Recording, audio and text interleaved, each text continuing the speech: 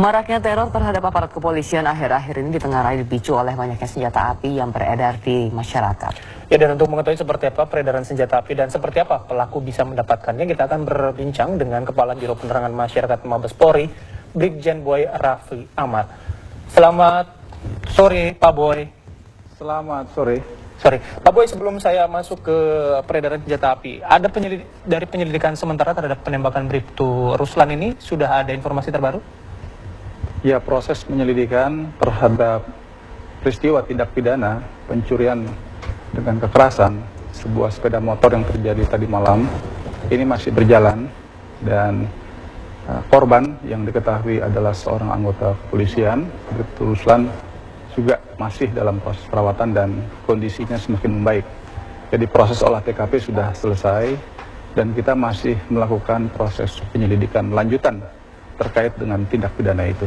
Oke, Pak Boy, kalau bisa bicara soal peredaran senjata api ilegal ini yang kemudian dikhawatirkan oleh masyarakat ini, kasus ini juga akhirnya membuka bahwa kondisi peredaran senjata api ilegal di Indonesia memang masih sangat mengkhawatirkan. Secara garis besar, gambaran dari pengamatan Mabes Polri sendiri seperti apa terhadap peredaran senjata api ilegal ini? Ya, Kepolisian Negara Republik Indonesia tidak henti-hentinya melakukan upaya-upaya untuk memperkecil ruang gerak dari peredaran senjata gelap, di mana diketahui dari beberapa peristiwa yang terjadi ataupun langkah-langkah penegakan hukum yang dilakukan, ada beberapa sumber senjata ilegal yang ada di negara kita. Yang pertama terkait hasil dari perdagangan gelap atau diselundupkan dari luar ke Indonesia. Yang kedua dari produk lokal yang sifatnya senjata rakitan.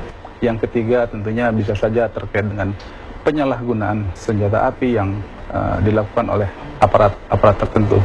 Jadi hal ini sudah kita lakukan identifikasi dan kita sudah melakukan upaya-upaya penegakan hukum yang antara lain pernah terungkap adalah terungkapnya jaringan terorisme yang menggunakan senjata api hasil dari selundupan dari negara luar, seperti kelompok Abu Umar yang pernah diungkap tahun 2010, di mana senjata-senjata ini juga diperoleh dari Filipina Selatan, masuk ke Tawau, Kalimantan Timur, kemudian juga ke Pulau Jawa, dan ini digunakan oleh jaringan teror yang ada di negara kita. Dan itu sudah kita ungkap sejak tahun 2010 dan beberapa senjata api berhasil kita lakukan penyitaan. Antara lain seperti itu ya. Iya, Pak Boy, ini lagi-lagi pencurian menggunakan senjata api. Padahal sudah ada Undang-Undang Darurat Nomor 12 Tahun 51 ya Pak. Sebetulnya ada ancaman pidana yang cukup berat bagi siapapun yang memiliki senjata api secara ilegal, Pak. Tapi ini lagi-lagi terjadi. Apakah memang undang-undang ini tidak cukup efektif untuk membentengi peredaran senjata api ilegal di Indonesia, Pak?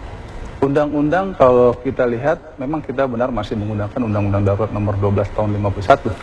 Kalau kami menilai ini masih cukup efektif dan masih relevan digunakan.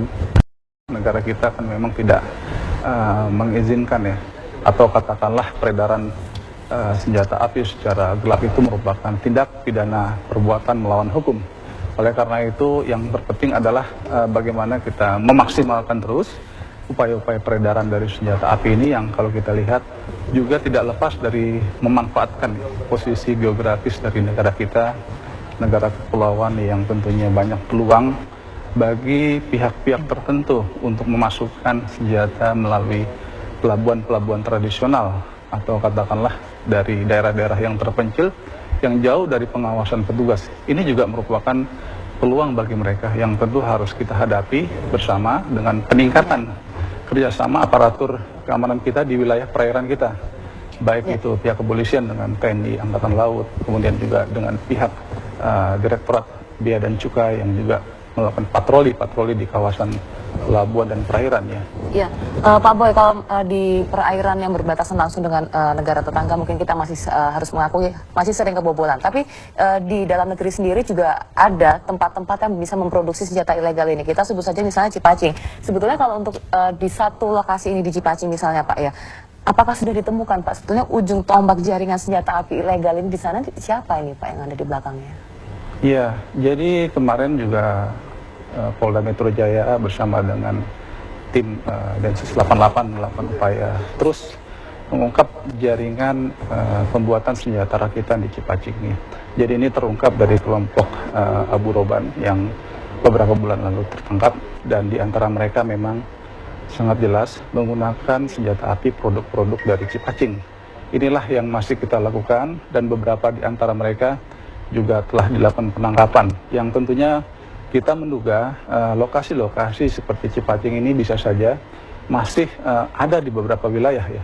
Oleh karenanya kita juga tentu bekerja sama dengan aparatur terkait, dengan TNI, dengan masyarakat, agar kiranya dapat kita lakukan deteksi bersama keberadaan dari pabrik-pabrik senjata rakitan ilegal di wilayah kita masing-masing. Ini tentu sangat membantu dalam upaya penegakan hukum terhadap mereka ke depannya.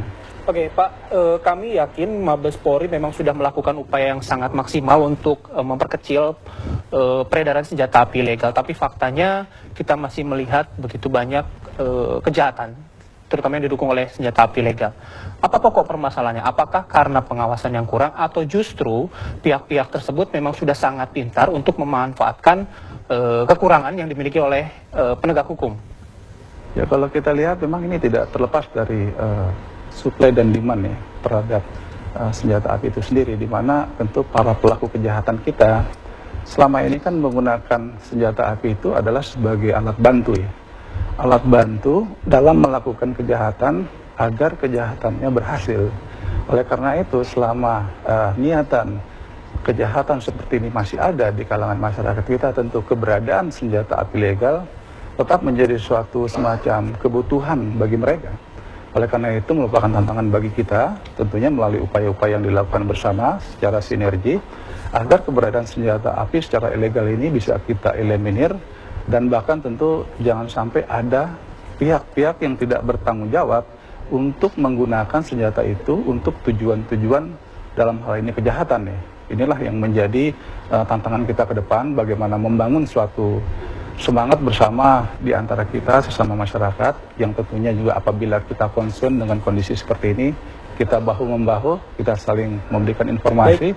Dan kita akan lakukan langkah-langkah penegakan hukum sesuai dengan tugas, fungsi dan peranan kita.